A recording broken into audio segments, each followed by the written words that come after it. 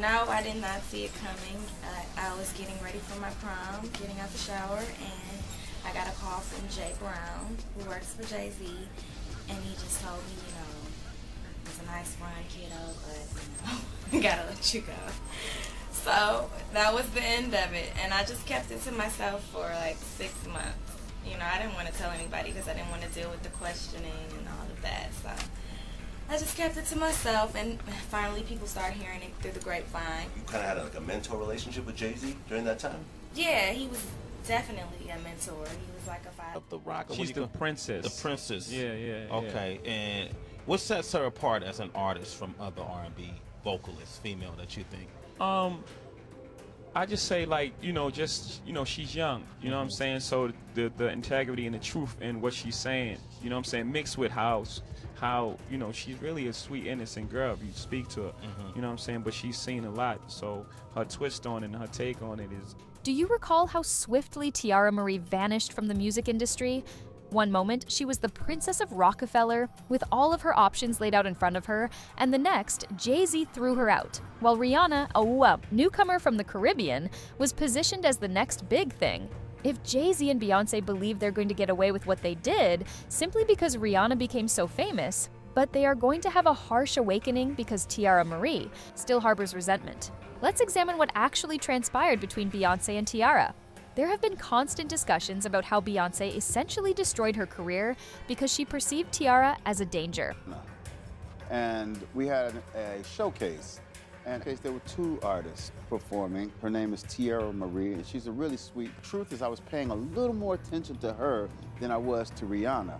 After the showcase, Beyonce just gave me one of those looks, and he said, "That Rihanna girl, she's a beast." And she looked away, right? And I was like, so I did a Rihanna double take. But it wasn't as though I didn't believe in Rihanna. I love that girl, right?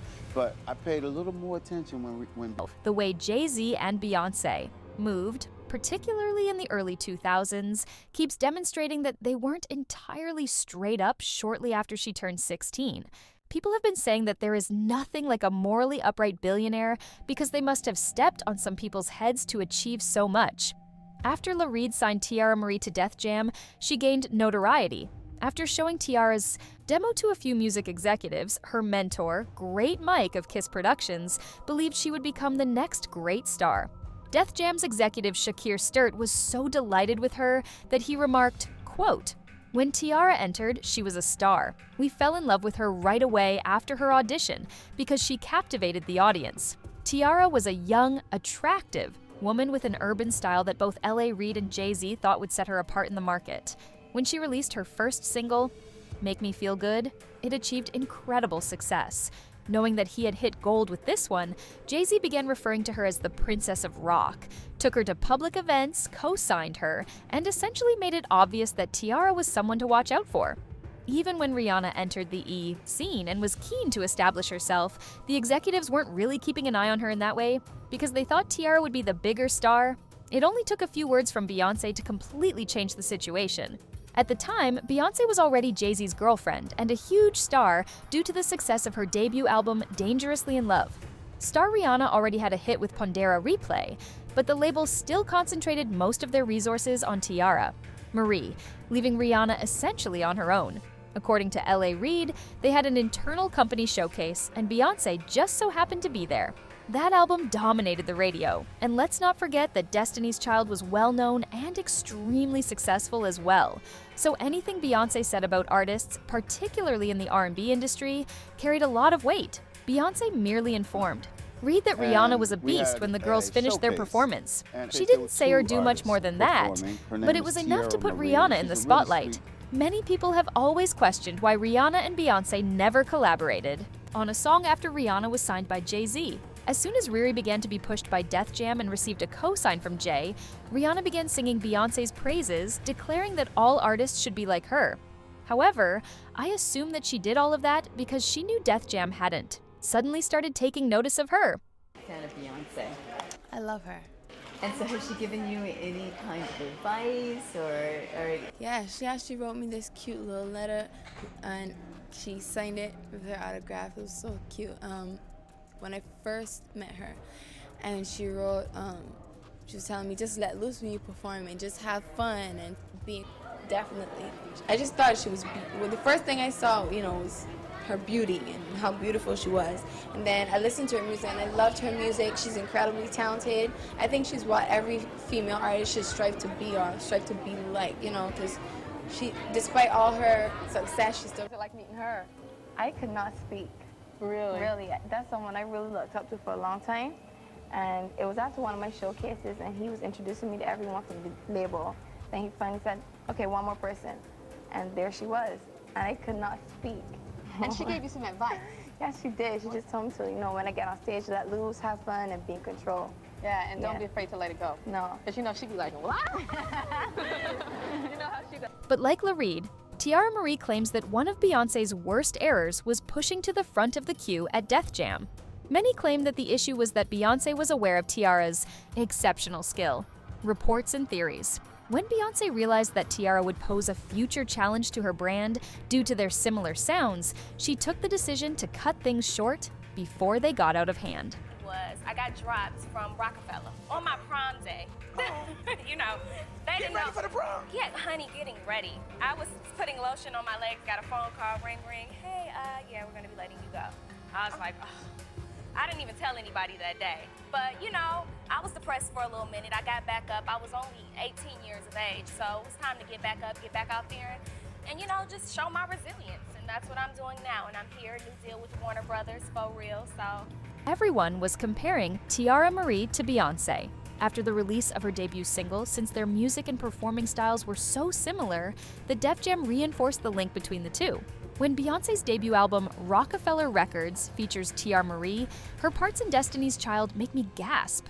Quotes a music reviewer for the Rolling Stone Christian Throng who stated, apparently Jay-Z just can't get enough of Beyonce having the genuine deal as his girlfriend. The DeJam Press is releasing albums from a couple of attractive young things who definitely spent some time studying Miss Teairra Marie's debut album, B's Playbook. Included a lot of quotes from Noah Crin and Peel End, which is definitely not what Beyonce intended to be seen, especially since she was still establishing herself as a solo artist. Everyone assumed that Rihanna would only be a one-hit song, I Wonder and fade. In the background, you can only imagine Beyonce's surprise when her name is brought up in the same conversation as Rihanna's. Some people even speculate that Rihanna may be the more successful artist, which is unfortunate. It also didn't help that Rihanna and Jay-Z were becoming too close, because you can't even count how many times that this whole situation between Rihanna and Beyonce grew so bad that the man cheated on his wife. According to an insider, the title News Conference was unpleasant to start with because it tried to accommodate Nicki Minaj's inflated egos. Being on stage with Madonna and Kanye was challenging, but Beyonce and Rihanna made it worse by refusing to stand close to them, to one another, or communicate with one another. The entire performance was meticulously organized, and the handler and organizers went to great lengths to ensure the divas were satisfied. Amid the end, these two hardly had anything to do with one another. But amid all of their games and music, politics, the one who really got Teairra Marie was hurt when she discovered that she had been dumped while getting ready for prom. She had always viewed Jay-Z as a father figure, and Beyonce and Rihanna as family, so it was heartbreaking to her that he didn't even say hello to her once before dumping her. It also made her realize for the first time that there isn't any loyalty.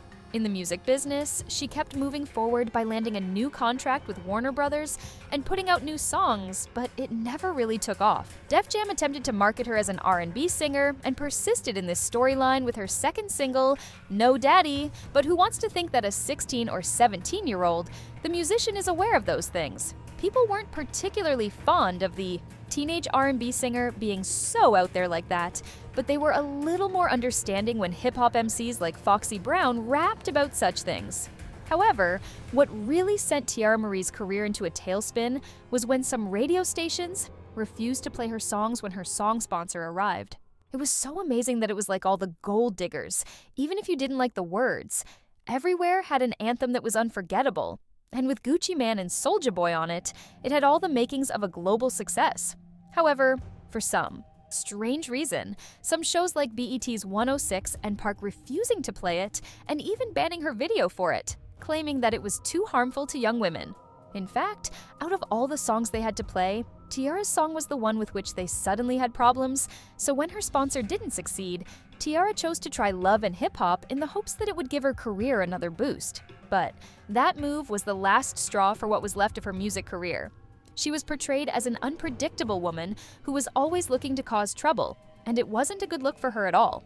Her music career was so diverted that Teairra was never truly. She never realized her full potential and continued to be an underappreciated artist who could have accomplished much more.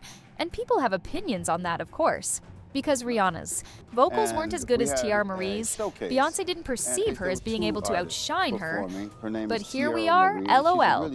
She should have kept her lips shut. Have been bigger, end quote, and another quote. When the Jay-Z documentary comes out, I want to know why they gave up on Teairra Marie because her debut is still everything now, end quote.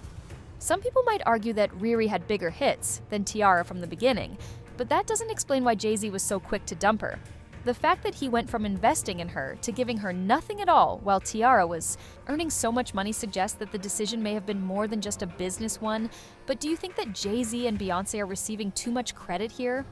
Or does Teairra Marie bear sole responsibility for her career's outcome? Please share your thoughts in the comments below and remember to like. Also, please subscribe and I'll see you in the next video. Goodbye. Goodbye.